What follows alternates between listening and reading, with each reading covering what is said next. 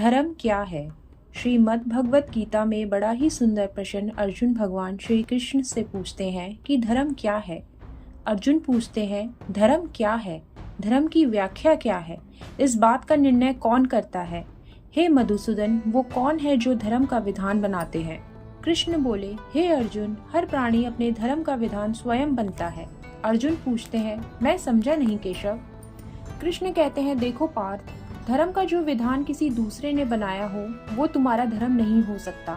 तुम्हारा धर्म वही है जिसे तुमने स्वयं बनाया हो, जिसे तुम्हारी आत्मा ने स्वीकार किया हो।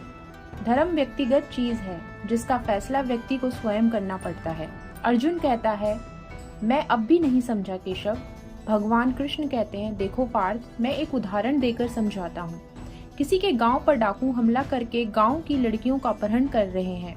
उसी समय किसी का पिता मृत्यु शैय्या पर पड़ा जीवन का अंतिम सांस ले रहा है और पुत्र से बार बार पानी का एक घूंट मांग रहा है। उस समय उस व्यक्ति का क्या धर्म है?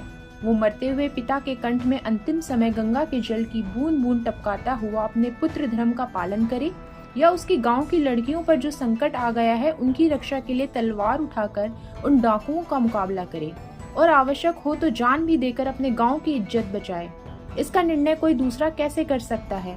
इसको धर्म का दोरहा या धर्म संकट भी कहते हैं। ऐसी परिस्थिति में वह व्यक्ति क्या करे, उसका फैसला कोई बाहर वाला नहीं कर सकता।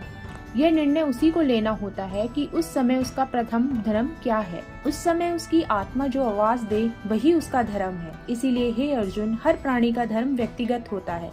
जो इस आत्मा को मरने वाला समझता है या जो इसे मारने वाला समझता है, वह दोनों ही अज्ञानी है, क्योंकि आत्मा ना तो किसी को मारता है और ना ही किसी के द्वारा मारा जा सकता है।